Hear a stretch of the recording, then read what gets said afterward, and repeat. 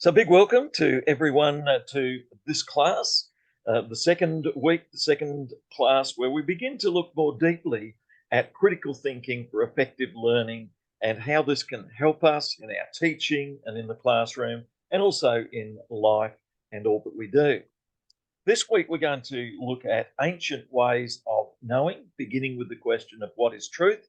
And then we're going to move on and look at three of the great thinkers of all time, the ancient Greek thinkers, Socrates, Plato, and Aristotle. So we're going to look at scholarly insights at the beginning into the nature of truth and the ways truth can be best understood and verified from the influence of the ancient Greeks through to the application of these insights to our own time. We begin by looking at the nature of truth and then looking at the Socratic method of using questions, Plato and his method of discussing unseen truths like mathematics and geometry, beauty and approaches to reasoning. He looks at truth being justified, giving rise to a reason for us having belief. And he also looks at the allegory of a cave with shadows being but a reflection of real truth. We then move on to Aristotle, looking at seeing, observing, measuring, empiricism, which has really flown and moved through strongly into our own concepts of science. And then we conclude by looking at contemporary views on what Plato and Aristotle said. Each week, we often start with a Bible reading. And so this week we have a Bible reading from Athens when Paul stood up and spoke to the people in the Areopagus and said, "People of Athens, I see that you're very religious. I've walked around and I've seen objects of worship, I've seen temples, and I've seen the inscription to the unknown God. You are ignorant, though, of some of the things you worship." And then Paul begins to describe that which is beyond the temples. God made the world and everything in it. He's Lord of heaven and earth, and he doesn't live in temples made by human hands. And Paul begins to introduce a natural theology based on observation of the world that God has made, but also a theology that goes beyond the natural world based on revelation. And in the weeks to come, we're going to talk about these sources of revelation, including Bible, prayer and worship, including our traditions, including through Jesus, all of those sources of revelation that we hold to be valued. Paul said, he is not served by human hands or needing anything. Rather, God himself gives everyone life and breath. No man, from one man, he made all the nations who inhabit the earth, and he marked out their appointed times and the boundaries of their lands. And we can develop a natural theology from this as well. What can we learn from the natural world? God did this so that we would seek him and reach out to him and find him. But he's not very far from us. For in him we live and move and have our being. And the poets, the Greek poets said, we are his offspring. And then a prayer from Socrates and Plato. All you gods of this place, grant me that I may become beautiful within, and that what is in my possession outside me may be in friendly accord with what is inside. He's speaking of character here. And may I count the wise man as rich, and may my pile of gold be of a size that no one but a man of moderate desires could bear or carry.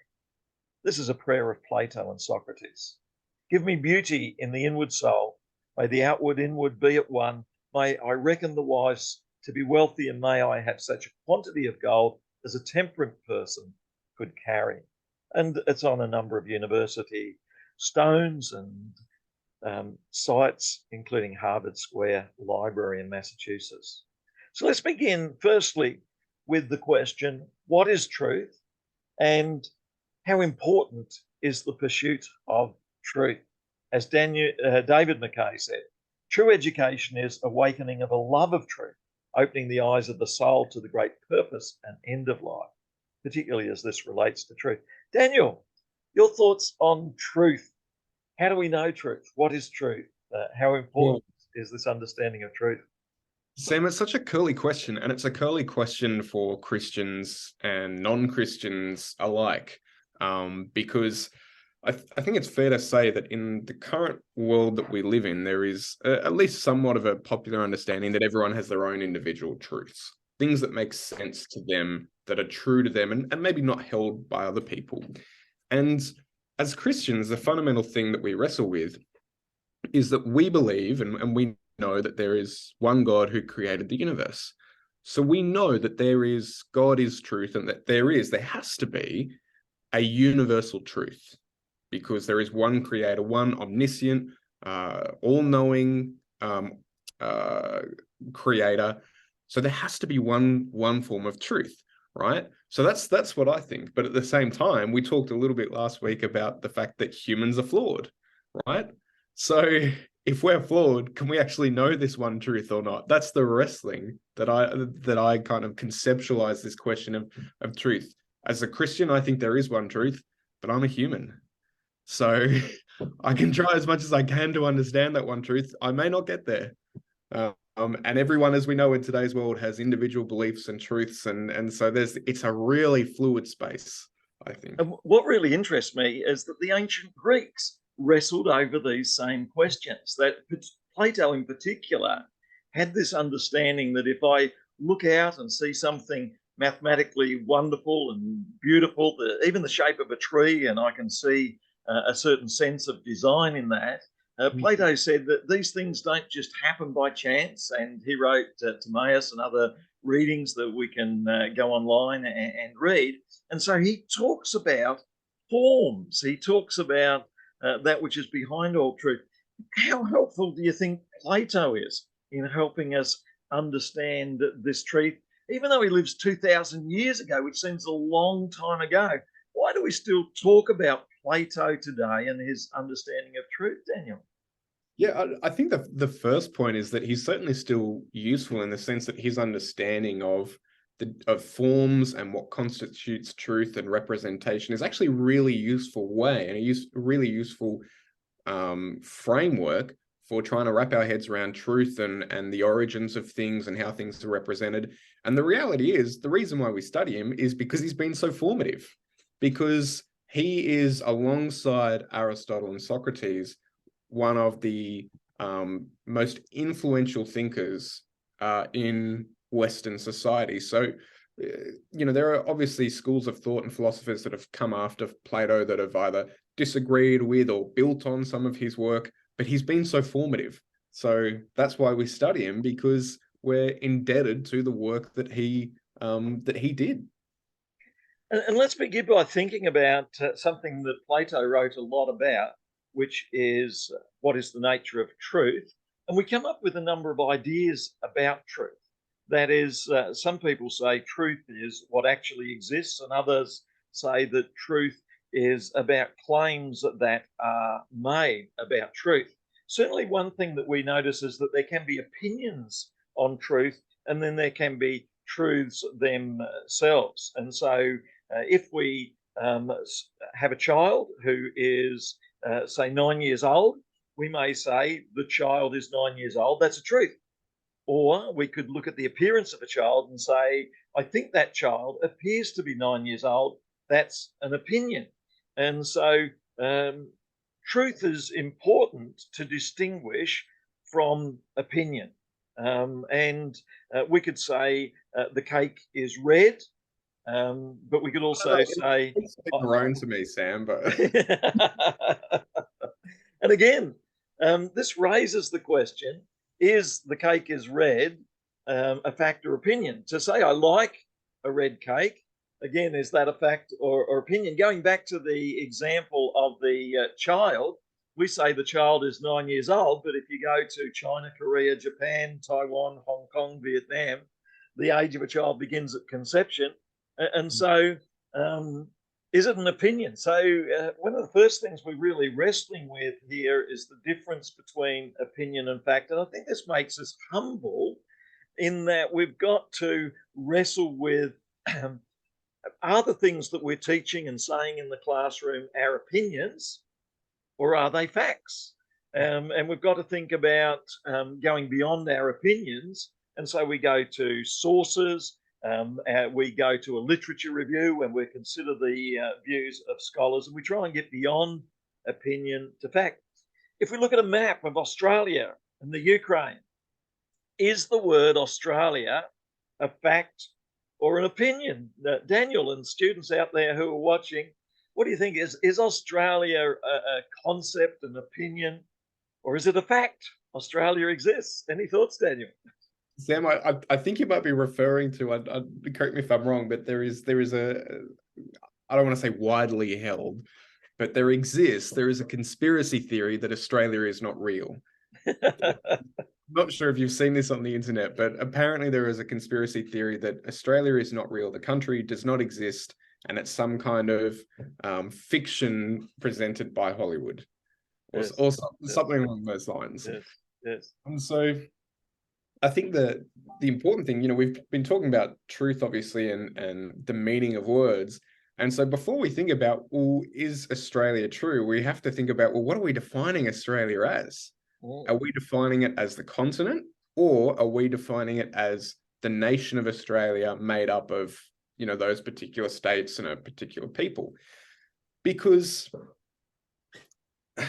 depending on our perception of world history, depending on what we hold to be true and good and right, I think it's fair to say that there are probably Indigenous groups that believe that Australia as a nation, that Australia as a continent exists and is true, but Australia as a nation is maybe not. Maybe because it's been founded on the theft of land, realistically. Ukraine as well is another interesting example, because Ukraine, as we know, used to be part of the former Soviet Union. And so Russia obviously has a particular connection to Ukraine and vice versa. And one of the reasons, obviously, why or one of the reasons that Russia gives for the precipitation of that conflict is that Ukraine was going to join NATO, and there are particular, there's a particular history there with, deals being made between Russia and, before them, the Soviet Union and the West about how far NATO would go. And so that concept of Ukraine, is it true? Is it not? Now, I think Ukraine is true. I think it's its own sovereign nation and should get to decide its own fate. It's its own people. But at the same time, I also recognize that the history of Russia and the history of the Soviet Union and its connection to Ukraine and its kind of political dealings as well mean that there is a different opinion, a different truth, if we will, about that conflict. And so, I love what you said before, Sam, in the sense that, there can essentially be multiple truths, right? Things aren't necessarily always one or the other. There are multiple truths. And that's what we see happen in a classroom as well. There are multiple truths. You think about, the amount of times where you've had different people describe the same event in different ways. So, oh, yeah, this is so good. You've outlined here, when it comes to Australia and the Soviet Union, that we often should include definitions, and they could be good scholarly definitions that are justified by scholars. We should also include a number of views, and so we have these different viewpoints on what is the nation of Australia, what is the nation of the Ukraine. We should interact with recognised scholars who've written on these views, and these recognised scholars' writings in journal articles and books should show peer evaluation. And so often they will say this has been evaluated by other scholars. We should also consider the methods that are used. And so if you're a geographer, you might speak about the land of Australia. Or if you're doing cultural studies, you might speak about the people of Australia. Or sociology, you'd speak about the worldviews of the people of Australia. So consideration of the methods that we're using is important. And I like the way, Daniel, you say this can give rise to multiple views. That is, a geographer's view of Australia will be different to a sociologist's view of Australia and different to a cultural study view of Australia. And so we've got multiple views here, and often you've got to make a decision which perspective am I most interested in. And then in Yeah. the classroom, someone says, little Johnny doesn't like me because he said something about me. So there are events in the classroom, and there are different ways of seeing this. Little Mm. Johnny may have said that, you know, I am dreadful and I look like or whatever, but he may have had a hard time at home. There can be other perspectives on what is going on in the classroom. So I like the way in which you've outlined this scholarly approach involving definitions, scholars, peer evaluation, multiple perspectives. And then I've also liked the way that we've outlined that it applies in the classroom as well. And so, in order to do an exercise and discuss, and students out there could think about this, what's true to them, what's important to them, what do they see as important, and then in the classroom, why is truth important in the classroom? And some would say it builds trust, it builds confidence, it builds relationship. I know that things are not just being made up by the teacher here, there are realities there. Why do you think truth's so important in the classroom and in life, Daniel? It's a curly question. And the reason why it's a curly question is I was just thinking then about, I guess, sometimes how we traditionally perceive the purpose of education and the purpose of the classroom. And I think normally we look at it in the sense of, well, we're learning, we're gaining knowledge. And when when I immediately think of knowledge, I think of kind of, okay, I'm learning facts, right? But in order for something to be considered a fact, it's got to be true, right? So there's a part of me that says, well, truth is so important because it's what we learn. But we're not just learning, facts or knowledge, we're also learning skills. And I think truth exists not just in the sense of facts and figures. I think truths exist in the classroom as well in the sense of relationships. The fact that the teacher's not just making stuff up, the fact that, the teacher is being genuine and genuinely interested in the learning of the students, and students as well are learning the truth about themselves, about who they are. And so I think truth is fundamentally important, but not just in an academic sense. There's a social sense. There's a in the form of one's identity as well. Truth is important in that regard. And, I think, especially if you're in a Christian school, the truth that God loves all of us and that he made us in his image, and that everyone in that classroom, student, teacher, teacher's aide, is loved by him. And so I think, truth is so important in education, but we need to remind ourselves that it's not just the truths in the textbook. There are truths about existence and who we are as well that we need to make sure we consider and think about. I like what you say there, Daniel, about truth going beyond just facts. I might teach an art class, and I might say use of these colours, drawing, use of these lines, etc., is good art. But it raises the question: what is good art, and what is bad art, and what is bad art, and is all art good art? And this then raises questions, as you say, about relationship. That is, learning good art is not just learning how to copy something or trace something on the tracing paper. Learning good art is catching something of all of the other skills involved. And I like what you said about its learning skills, but also relational skills. That is, how do I learn about good art? How do I practice good art myself and engage with that? And the same is true of good music. I could play something, and this would raise the question, what is good music? And the teacher might say, we're going to have our lunch break now, our morning tea break, and I want to encourage you to bring healthy food along. And so there are views on healthy food, but Yeah. also there's an element of trust, there's an element of relationship, that when this teacher talks, if the teacher says that donuts covered in icing is really good because that's what they like to eat every day, we've got to balance confidence and caution. Mm. In the classroom, we've got to encourage the students to develop a confidence in the teacher and a confidence in what the school is saying and doing and a confidence in the textbooks. But we also need to balance this with a certain caution. Teachers can get things wrong, textbooks can get things wrong. And we've got to develop the skills in the students to be able to develop an understanding about that. And as you say, Daniel, this also relates to truths about the love of God.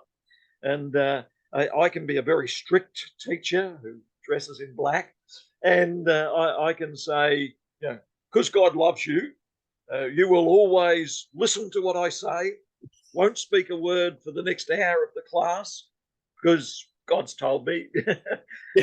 and that's communicating one view of God. Yep. But the teacher models views of God and art and music and healthy food. And I think it's important for us as teachers to find our core understanding of truth through reading well, through praying well, through relating to God and others and self well, in order that we might understand truth in ways that can be communicated effectively in the classroom. So we've got to ask, what are our motivations? What's going on subconsciously when we talk about truth? Are there power games going on? We've got to ask when we teach different subjects like art and music, but also maths and science, what are we working with truth there? And one of the things I've got to admit is that I'm not an expert on all of these areas. I've done a degree in science, but there would be some people. I've got a brother who's an analytical chemist. He'd know more about chemistry than I would. And so there's a humility in everything that I communicate and teach. And so I have a knowledge of some of these areas, but because of my desire for truth, I seek to also speak about my limitations in that knowledge. So truth involves not only observation and reflection, I've got to make judgments about what's accurate, what's relevant, what's of value. And so George Braque once said, truth exists, it's only lies that are invented. So all around us, there are these truths, but there are also lies as well that can be invented. And so we've got to be aware, when do we see something that is true, like good art or good music? When do we see something that's an opinion and we recognize that's all okay? And then do we see something that's totally untrue? And part of that's going on in the classroom all the time, isn't it? Daniel, have you seen people, they will use maths to describe truth? Philosopher Bradley Dowden said that truth is a property of propositions. You're putting forward ideas, and some of them, like this is a red cake, and you've said it's maroon, are closer to reality.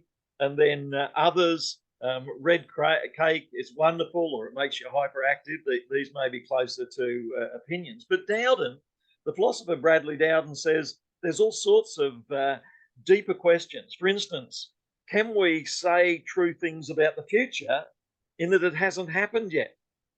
Can we come up with a recipe for describing truth? We know that we've got the truth if you got 10 opinions that agree, or, how do we establish what is truth? And he looks at 5 theories of truth that you could find if you go to the Internet Encyclopedia of Philosophy, to his article there by Bradley Dowden. And he says one aspect of truth is when it corresponds between what I say. So the red cake is tasty, and then I get everyone in the class to taste it, and they say, yes, this is tasty. There's a correspondence between my statement and the truth. So correspondence is firstly important, and you need evidence to support that. However, Wittgenstein and Tarski and Davidson said it's all about language. If I say tasty, it's what I mean by the word. So it's a language game we're really playing. And then Freegan Ramsay said, hey, it's even worse than this. It's all made up and nothing's really absolute. And then there are others who are saying, well, it is not just made up, it's coherent within what we say. And then others say it's pragmatic, it's work. So there's 5 theories of truth. And which one do you hold, Daniel? Which one sort of works for you? And why? Yeah. I probably subscribe a little bit to the semantic theory, I think, in the sense that, you know, I understand the role that language plays in determining what we mean by things, but I also understand where Frege and Ramsay are coming from. There's a really interesting interview with, I think it's Emily Blunt, who's a British actress, and she was talking about how different words, just simple words, can mean totally different things from one country to another. Winston Churchill famously said that Great Britain or rather England and the United States are 2 countries brought together by a common culture and divided by a common language. And so Emily Blunt was talking about how, you know, in England, if you said, apparently, I don't know if this is true, but she was saying if you said, oh, something's good, you're really meaning it's kind of below average. Yeah, it's good. But if you say in America, oh, that was good, it means, yeah, nice. That was above average. Apparently, that is a thing. I can't speak to that. Again, I don't know if that is true or not, but that's an example that I think of when I think about the semantic theory and the deflationary theory in terms of the role of language, but also that language can be slippery and people can kind of almost invent things if they want. You know, thinking about slang, you know, slang is an excellent example of that. You know, just the amount of new words that pop up. Where are they coming from? They obviously have to come from somewhere, but now. I like the way you begin to introduce almost a 6th theory of truth, which is a cultural perspective of truth, that, and even a subcultural perspective of truth. So if you live in one part of the city, you might see this as a safe neighborhood because you've got a perspective on that, whereas another group of people may say this is unsafe. They've got a different perspective. And we're going to talk a bit about this a bit more in assignments 2 and 3, where we're going to say in a class of 20 or 30 students, you've got different cultural perspectives on truth. And one person, you know, are you studying? And one student has put in a lot of time and they'll say yes. But another student's put in, you know, 1 minute and they'll say yes. But that could be a cultural perspective of where they come from. And so I think as teachers, we have to learn how we engage with these different cultural perspectives that our students have. And I guess we could say, since we come from the right culture, we need to get everyone to fit in with our cultural perspective. But this reminds us that we too have a certain bias to the way we view culture and truth. And if my culture is into stamp collecting and bike riding, then I know all of my students will recognise the incredible value of stamp collecting and bike riding. And so that could be a cultural perspective on truth. And so I think we need to recognise what you say there as being important, culture and language, and within our classroom, they're going to be other cultures and languages. Let's have a look now at 3 of these great philosophers who've written about truth, particularly starting with Socrates. Now, he said one of the most important things we can do in pursuing truth, and one of the most important teaching methods that we can use, is to ask questions. Now, I know some parents would disagree, and they would say to their children, no questions. Dad said we will do this, Mum said we will do this, no questions. However, Socrates is saying we don't want a society, if it's going to be a healthy society, that has no questions. We want a society that's open to questions. Daniel, why are questions so important in finding truth and in the classroom? Because I think questions are the main tool that we use. You know, when we ask a question, we're asking it because either we don't know the answer or we want to affirm the answer. And it goes one of two ways, right? It can be students asking the teacher a question, trying to get their head around a bit of knowledge or some content, or it could be the teacher asking the students questions to get them to think about that knowledge further and to affirm it. So questions are crucial because they're one of our main tools for establishing knowledge and establishing truth. And so it's important in the classroom, isn't it, to then encourage a safe place for students to ask questions and to answer questions. And this means that we've got to develop a safe space where it's okay to get it wrong, to get the question wrong, to get the answer wrong. And we need to celebrate students for being brave enough to ask a question, brave enough to offer an answer, and brave enough to be wrong on occasions. Because without that, it closes down all of this Socratic dialogue and discussion that can take place. So Socrates has offered us a method 2,000 years ago that's often still applied today, that involves dialogue, that is open communication without getting off the track too much, where questions are valued, where the questions are used to dig deeper to find out underlying propositions. And so when a student is working on an essay as well, they might want to think about what are the questions that I could ask about the topic that's being pursued. And we go on asking questions further and further, so that we develop this idea of question asking. And we might reflect on different roles that could be taken by the different people who are in the groups in the class, and a bit similar to the hats that are worn. We talked in the previous lesson about how you can put on different hats. So you have black hat for judgment and so on. And so these hats could represent different ways of asking questions. We could ask questions that encourage elaboration, to gain greater understanding, to challenge the students to think further. We could use pair share, where we divide the students into pairs, and this maximizes the amount of discussion that's going on, and we could get them then to come to a conclusion and to share that with class. So a few tips on using the Socratic method: prepare the students, instruct them. What is the Socratic method? Why do we ask questions? Point two, decide if students should be taking notes. How are we going to know how they've gone with the pursuit of questions and answers? Point three, develop a system where you might say each student can only speak once until everyone's had a go. Point four, set the tone. You can allow some lighthearted humour, but you have to decide what's the limitation that's placed on that.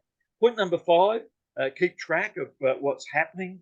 You might use the whiteboard or put up a computer screen. Point six, use fact-based questions, but also consider opinions and other ways of approaching. Walk around the room. Don't be rattled by silence. That too can be okay.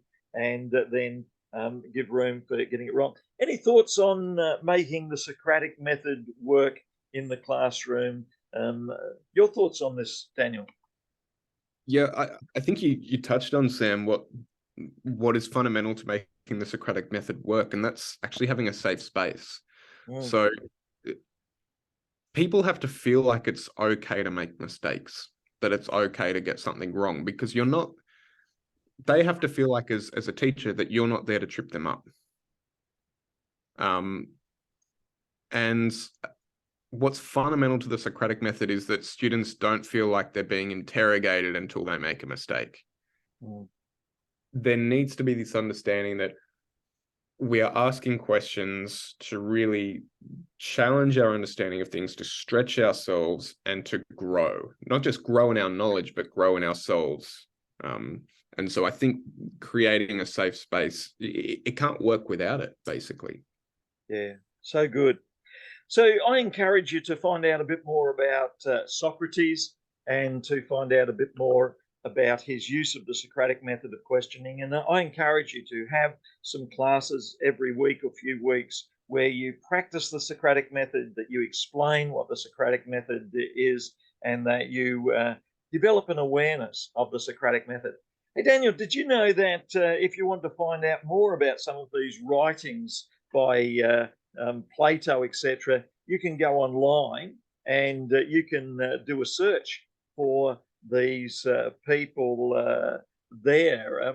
So, Daniel, have you gone online at times and typed in some of these Plato or Socrates and the methods, and then perhaps read The Republic or something like that? Yeah. What are your thoughts about these resources and the fact that we have access to these, Daniel?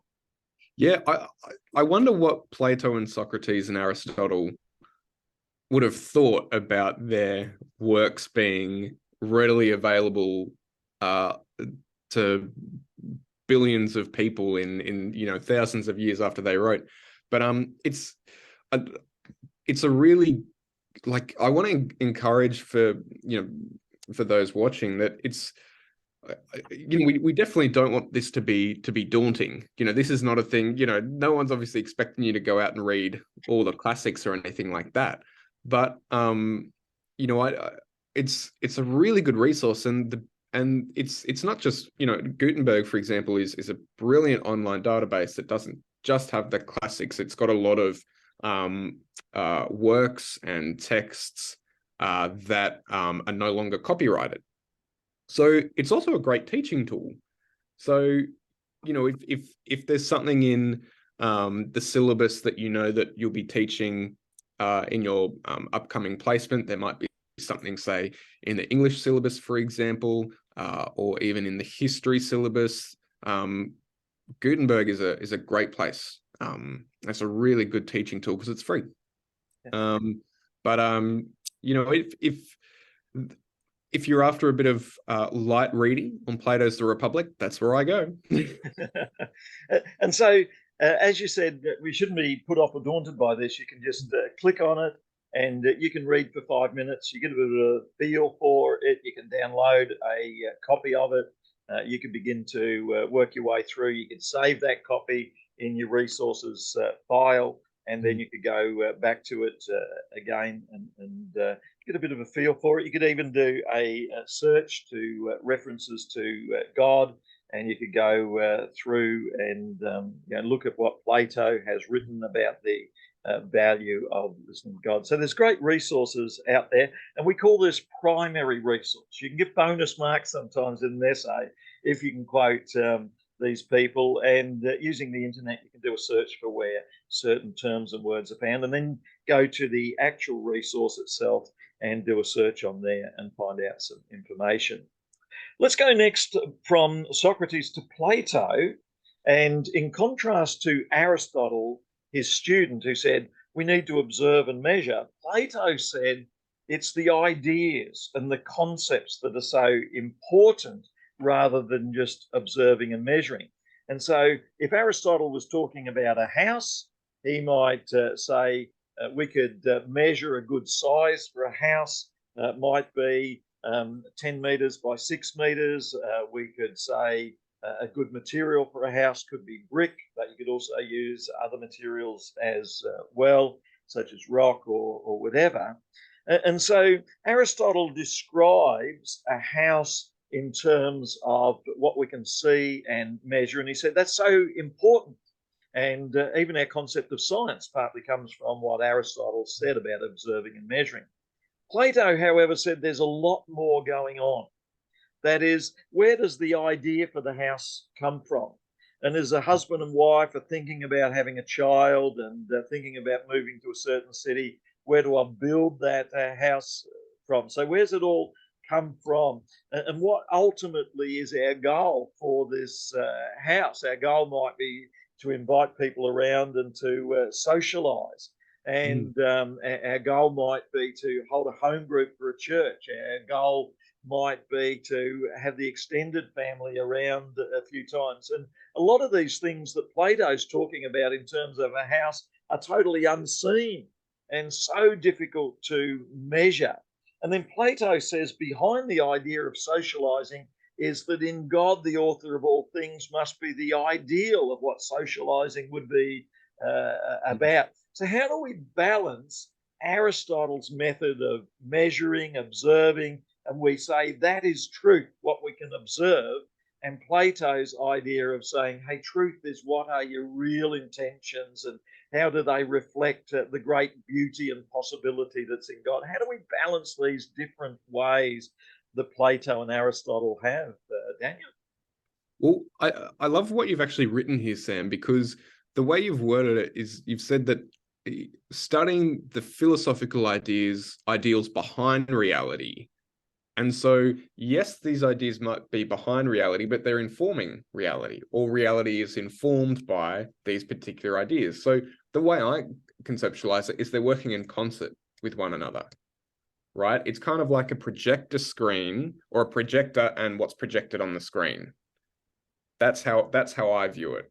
Is this, you have something that creates the reality. It informs it. Our understanding of a house, for example. Where does a house begin and end? When does a shack become a house? When does a cabin become a house? What about a teepee, for example?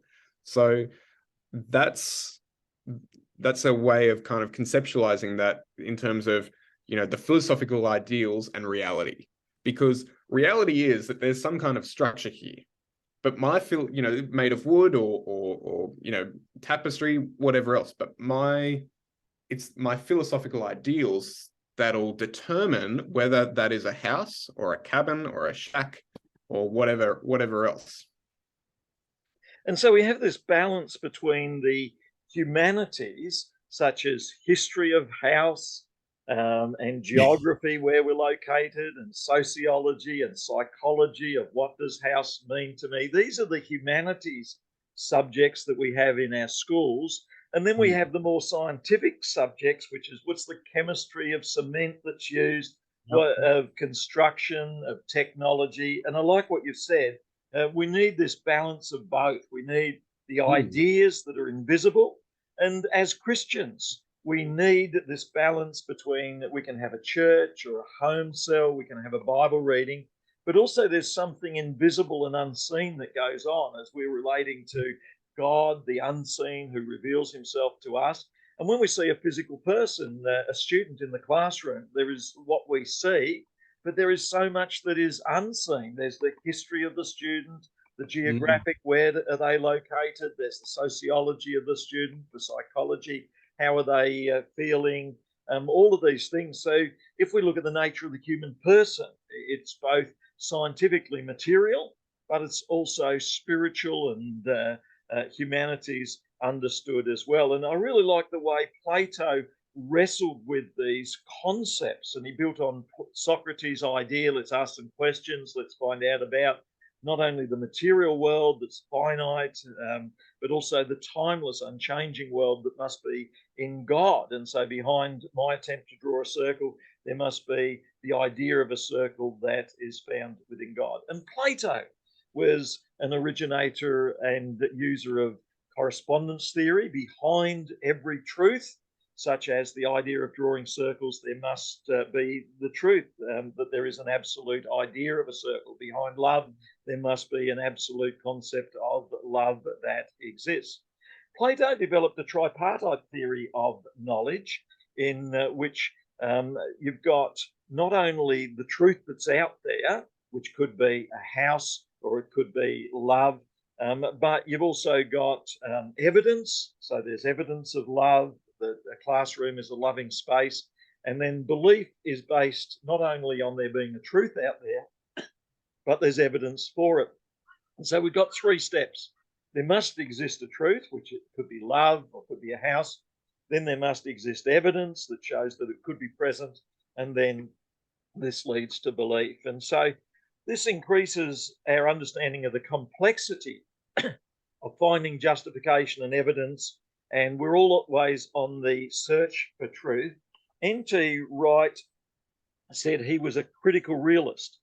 He said, as a New Testament scholar, truth is out there about Jesus and God, but any claim that I make could be a bit short of the fullness of the truth. And so I am critical about my pursuit of it, but I believe there is reality out there. So you've got that balance between evidence and that which is out there. Now, one interesting case, I think, is where John gains a high grade on a test. This provides evidence that he's a bright student and he's worked hard. And we could write this in mathematical terms, where I is intelligence, working hard, W. And so does the test grade equal intelligence and the work that he's put in, or is something else going on? So is there a truth that intelligence tests tell us how intelligent a student is, or is it too complex? So what are your thoughts on the ability of these approaches to gather evidence to find truth, such as in this case of intelligence tests, Daniel? Well, tests in a way are a kind of formulated way of asking questions. How much do you know? How much do you remember? How much have you studied, right? How can you apply this knowledge to this particular situation? So tests are a form of they're a formal way of asking questions. And I think in this situation, obviously we think of and the kind of history of Western schooling in the 20th and certainly the 21st century has been that tests are the metric by which we assess competency. But there are a lot of factors that go into it. Whether a particular test in isolation is reliable or not. Was the test too easy? Was the test too hard? Did it actually assess what was being taught? If we have no way of knowing at the moment, Sam, we've read this situation about Johnny. What was the test on?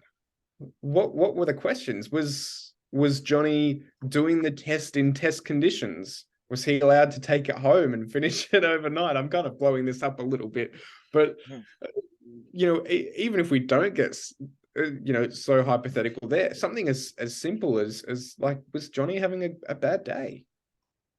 Right? Like, I think we can all relate to the fact that we've had a bad day. Maybe we didn't get some sleep on a previous night, and a normal task that we'd be pretty good with, we absolutely flummoxed. Like, I think it was only yesterday. I think I realized that I was about to put the milk in the pantry rather than in the fridge. Now, I'm pretty sure I know that the milk belongs in the fridge. Like, I'm pretty confident in that. After 31 years of life, I've learnt that. I know that to be where the milk goes, but I was still waking up. Yeah, and so I really like what you say there about how we've got cultural differences and contextual differences and home backgrounds there. And so even though we've got a claim to truth here, a test measures things. And I'd encourage the students to think about this. And in our tutorial, we might discuss this further, is to what extent is the truth claims about intelligence going to match up with what we do on that. And in the classroom, this is so important. We often give tests. We often measure.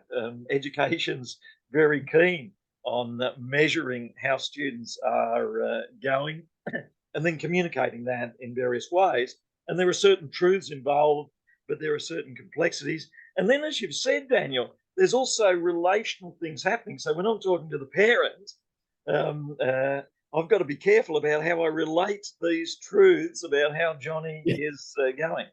And so this is an example of correspondence theory of truth. To what extent does truth correspond to the measures of the test? Coherent theories of truth. How well do the ideas cohere? And it's also an example of the other theories of truth that we have been discussing as well. Even emotion. How do you feel about the truth? Intuitively. Pragmatic theories of truth. How well does the testing approach work? Does it lead to difficulties or to benefits?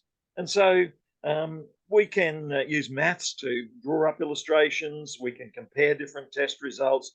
All of these were touched on by Plato these many years ago as he thought about truth. And one of the things that the students can reflect on is Plato's allegory of the cave. He said, so often what we say are truths are actually shadows of the actual truth. And sometimes we need to step outside our world, go outside into a bigger area to get beyond the shadows being cast by the flickers of light that are around us and the opinions around us. What do you think Plato meant by the allegory of the cave, Daniel? Well, I think it goes back to what we were talking about before, that there has to be a kind of a true thing, a true, a circle, for example. There has to be an ideal circle. But throughout time, throughout the way, certain ideas and the way reality has been understood or even distorted, what we imagine a circle to be may not be entirely true, right? Because a really good example of this is if depending on how we define a circle, right? We were talking about definitions earlier. If we define a circle as one continuous kind of, or a shape that's, a continuous line in, 360 degrees, that ends where it starts. I'm not a mathematician, clearly, but that's my working definition of a circle. But if I bring up a picture of a circle that is really pixelated, we'll look at that and say it's a circle, but that may not match the definition because of potentially the way some of those lines mismatch. And I might draw a circle on a bit of paper and say it's a circle. You and I can look at it and say it's a circle, but we might put it under a microscope and realize that I've maybe, I've started here and then come up just a little bit short and I haven't joined the two. So technically it's not a circle, it's just a line. So what Plato is essentially saying is that what we're seeing, or what we can see, might just be inaccurate representations or inaccurate understandings of the actual truth, the actual situation that's happening. And there are so many opportunities for inaccuracies in science. Back in ancient times, they had certain ideas there. Although it was amazing, in Plato's writings, he talks about the Antipodes, which is the land on the other side of the globe, which is Australia. And so we talk about a flat Earth, but back 2,000 years ago, Plato was writing about the sphere of the Earth. So there are inaccuracies in so much communication about truths, but there is also that relational pursuit of truth using love and hope and confidence and belief that's so important. And that's what we need in the classroom, don't we? We're not going to get everything 100% right, but if we are relating well together, if we're caring for one another, then that's going to be an important part of it as well. In the weeks that follow, in week 4, 5, 6, we're going to look a bit more at science, and we'll develop Aristotle's idea of truth. And so he's saying truth is what you see, what you measure. And so he talks about the observed. And we see examples of this in the Bible of natural theology. Jesus said, you look to this example, you look to that example, we can learn from that. But we also see examples a bit more like Plato that talk about the unseen as well. And so Aristotle said that it's so important to be logical and to use your senses to understand truth. And we could think about the benefits of using our senses, that is, the teacher says, but I have looked and I have not seen, or I have seen, my parent says, but I have looked and seen or not seen. And so there is justification and evidence-based. And one of the things that we seek to do in the classroom and in education is to use evidence-based approach to maths, evidence-based approach to reading and to language. And so there are many examples of experiments based on this idea that evidence is important. And so Aristotle said that true propositions can be shown to have strong support when we find evidence using our observation there. So Daniel, what's the strengths and limits of observation? That is, Johnny doesn't like me. This other student sees and observes that Johnny frowned in my direction. What's the limits of this emphasis on observation? Why is it so important, and what limits it, Daniel? Yeah, observation is essentially evidence gathering. We're essentially gathering information, increasing our understanding of something so we can hopefully come to a conclusion about what it is, or what the situation may be that we're looking at. There's a really interesting graphic that you've probably seen, Sam, of I think it's 4 blindfolded people who are feeling an elephant. And so the person who feels the trunk says, well, that's a snake. The person who feels its legs says, well, that's a tree, and so on and so forth. And so, and then there's one person who isn't blindfolded and looks at it and says, well, that's clearly an elephant, right? And so it makes, it's understandable that the person feeling the trunk, they have all that information, and that matches what they believe, a snake to be like, and same person with the legs. So, I think in that essence, it makes sense that some of the overall conclusions may not be, entirely correct, but based on the evidence that they're gathering, it makes sense that they came to that conclusion. I think I might be butchering that comic a little bit. I think there's a lot more to it, so I'll try and find it for next week. Sounds But good. I really like what you say about we each have parts of truth, which leads to humility. And in yeah, our class, we're beginning to learn about a topic, aren't we? And so we've got these aspects of truth that yeah, we're gathering. Now, Aristotle spoke about 4 aspects of truth. He said, firstly, there's the material, and then there is also what's causing things to happen, and then what's the end purpose, and he's got these different. What's the advantage of having these different ways of understanding causation and truth? Any thoughts on those, Daniel? well, it gives us a framework. So, it means that we're not kind of stumbling in the dark in our search for truth. It gives us a criteria by which we can sort our information, sort what the information that we get from our observations. And so the 4 causes allow us to put all that information we get into particular categories and come to a particular conclusion. It's not necessarily foolproof, but it's pretty useful. And so, in thinking about, observation again, and why it's important, again, you and I could be looking at the same thing, right? We could use that model. We could be looking at the same thing, but from 2 different sides, and come to different conclusions. And students can find out more. They can do a bit of a search on the 4 causes, and see that there will be some people out there who will focus on the material, and then there are others who will focus on what's causing change. Others will ask deeper questions about the nature of it, and then what's the end point? Where's it going towards? And in an essay, you might do some of these sort of questions there as you pursue a greater understanding of the topic. Now, Aristotle also said in presenting an argument, it's not just evidence. He said that there is going to be emotion, there's going to be your character.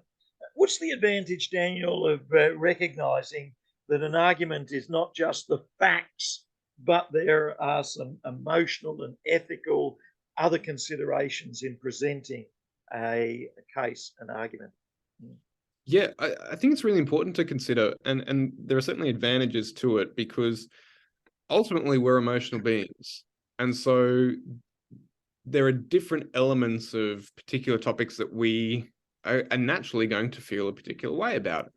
In talking about Ukraine earlier, I was trying to be as kind of straight down the road as possible, but that's a really emotional topic. It's really difficult to not talk about that and feel something and feel a particular way about it, because we're emotional beings, and that emotion can guide us. That emotion can distract us. It can detract from what we're saying as well. And understanding, I think, that different people are going to have different emotions about something. They're going to feel a different way about the same topic, and that feeling, that emotion, can drive us in all sorts of ways. It can be positive and negative. If we're too, worked up about something, that can affect the way that we present our argument. but emotion can be a really powerful driver and motivator. It's what makes us passionate about the things that we enjoy. You know, when you're talking to your friend about why a particular movie, you think a particular movie is good or better than another, you're coming from not just from a place of opinion and observation, but also emotion. And also, this relates to being Christians, having a faith, or coming from a particular religious perspective, or if one was a non-believer coming from a particular perspective, there's emotion connected with that. And sometimes I recommend in an essay that students will put a paragraph in which will say, my faith perspective holds that. And I've sought in this essay to be neutral, to give a balance, but at the same time, I recognize self-understanding that my particular perspective holds this view. How important is that at times, Daniel, to acknowledge our perspective without writing everything in the first person and emotional? How important is to have some recognition of our perspective and the possibilities of bias? It's really important because I think the first thing it does, first of all, is it makes us aware of the ways in which we might be skewed to think one way or another about a particular topic. I think it also makes us more open to the perspectives of others. And I think crucially, it actually gives us, when we, in thinking about it now, when we talk about recognizing our bias, the format that we're talking about it in the form of an essay, we present that, we say, this is my bias, but normally we put that in after we've kind of already decided what the essay is going to, sometimes, not always, but sometimes we put it in after we've already decided what the essay is going to be about and the argument that we're going to make. And what that understanding of bias, when it's most powerful and most formative, is when we are aware of that before we embark upon the evidence gathering.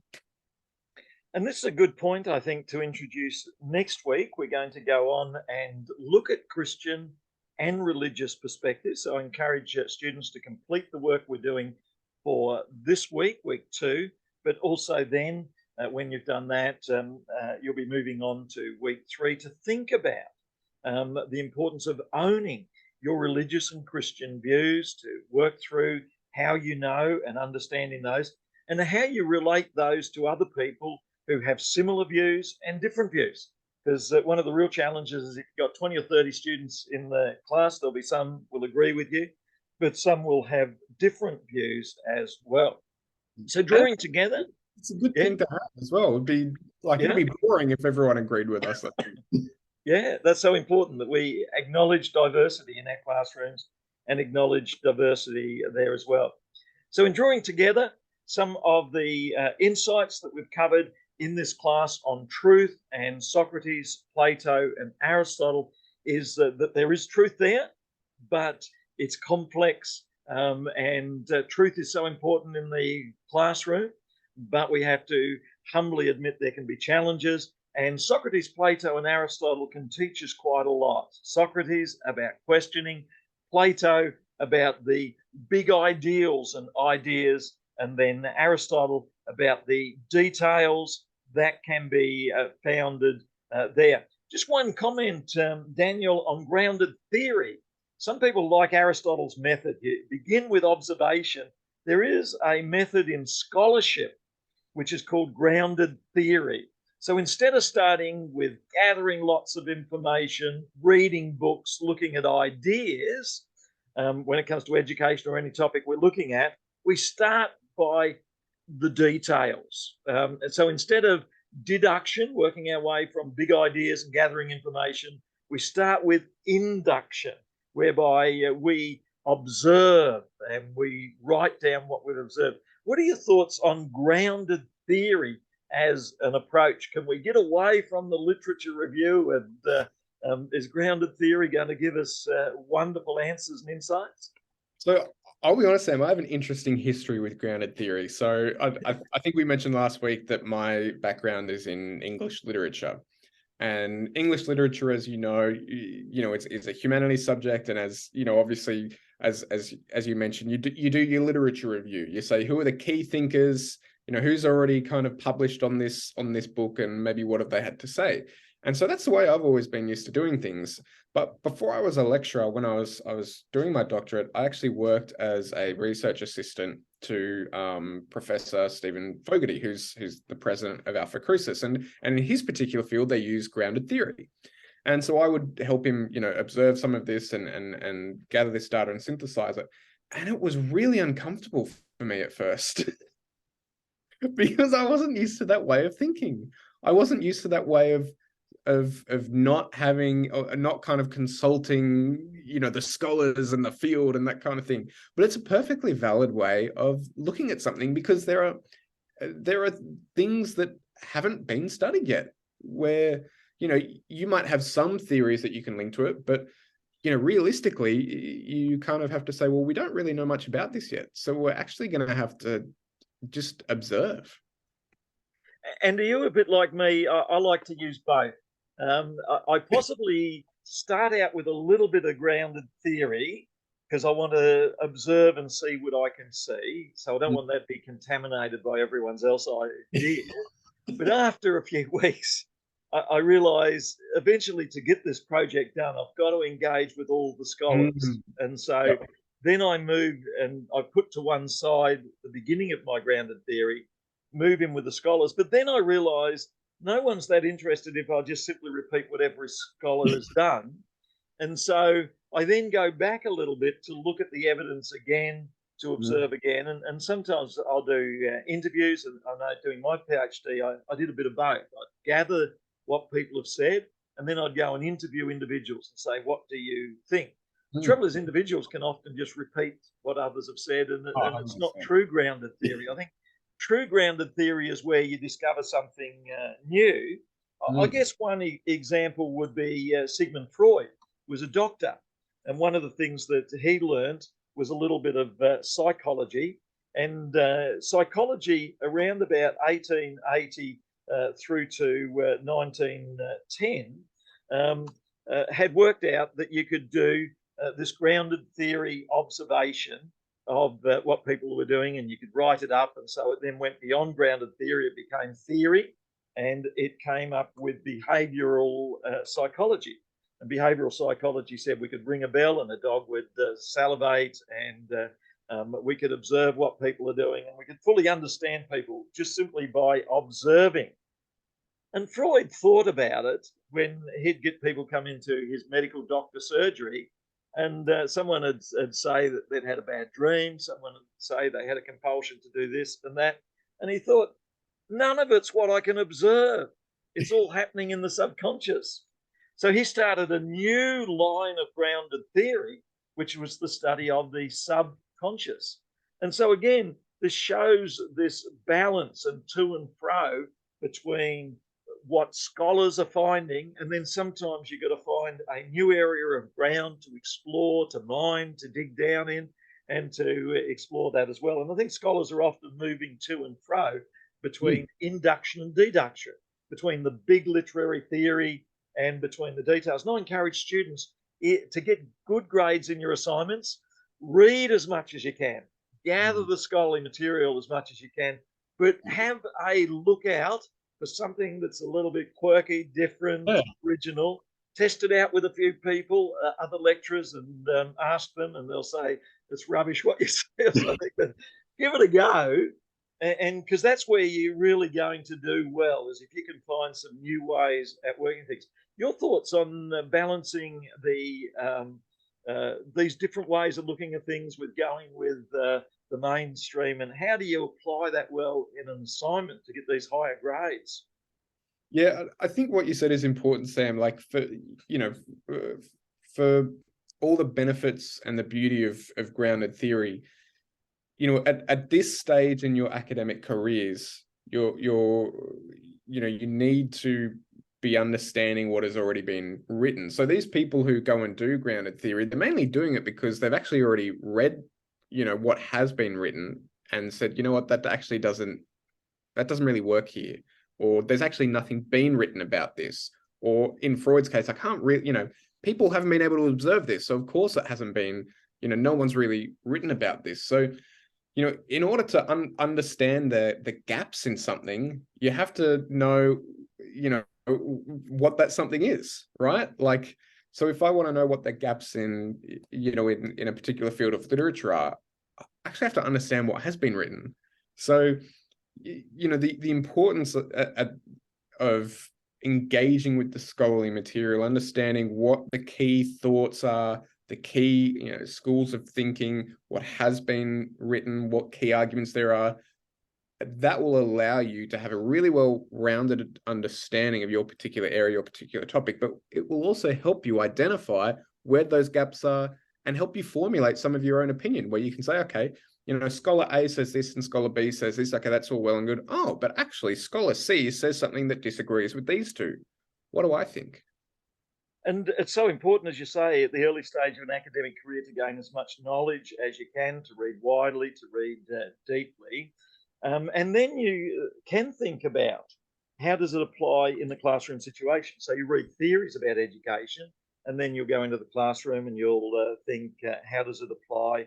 And you'll start working it through, and then you go back to more theory. And often 12 months, you can get a diploma because you've learned 12 months of knowledge about a resource. 2 or 3 years or 4 years, you can get a bachelor because you've accumulated 3 or 4 years of knowledge about the subject. And if you go on another 2 years, making 5 years, then they say you've mastered the subject. And then you go on and do another 3 years on top and focus and specialize. You get your PhD, and now you're the doctor in the subject, and so on. And you do even more and publish, become a professor. And so there's a series of markers that show how you're doing and going along the way. We can't master everything, but we can gain good knowledge there about these different areas. One final question is people might ask, what do Plato and Aristotle mean today? One of the interesting things is that people today continue to value Plato and Aristotle. And I find that amazing. These insights from having time 2,300 years ago, Plato and Aristotle in Athens, having the resource to work and think deeply. And they worked with resources that have been developed 300 or 400 years before them as scholars had come together. We can see that there are still people today focusing on these areas. And even within Christianity, there are Christian Platonists who say the big important thing is the ideas behind everything that's there. And with Aristotle and Christian perspectives, we've got to focus on the material world around us and the social world around us. And do people have enough care for one another, enough food to eat? And so Nicholas Wolstenstock can be said to be engaging with Platonic worldviews. Platinga also can said to be another one who's engaging with these areas. And then there's others like James Ross who say, no, we've got to get down to the Aristotle idea of what's material and real. And then there's others who've got different perspectives there today. So what do you think is the relevance of Plato and Aristotle for today, Daniel? Well, I think the fact that they have been so formative and still, as you mentioned, Sam, the contemporary scholars are still using them as the theoretical basis for how they understand the world and how they understand truth. And so what we essentially are grappling with are almost kind of foundational theories of existence in a way, and foundational theories of thinking. How do we think about things? How do we approach truth seeking or evidence gathering? And so, in deciding, well, why do we still study these guys? Why are they still relevant? The fact of the matter is that they're still being quoted, they're still being used, their ideas are still being utilized by scholars today. So, and I think in a much more grounded sense, there's a lot in this classical thinking that is really useful in the classroom. Thinking about the Socratic method, thinking about the notion of truth and individual truths as well. It is relevant, it is practical, and it is applicable. So thank you, students, for attending to what we've covered here. Thank you, Daniel. It's been great to work through again some of these insights and see that they have real application in teaching and the classroom. A reminder that teaching is not just fact filling people with ideas, it's going further, it's asking questions, it's thinking more deeply about the unseen realms, it is looking at evidence, and it's engaging with insights that go back to Plato and Aristotle and also to others through the years. And in the following week, we look forward to engaging with the next topic as we come up as well. So thank you, each one.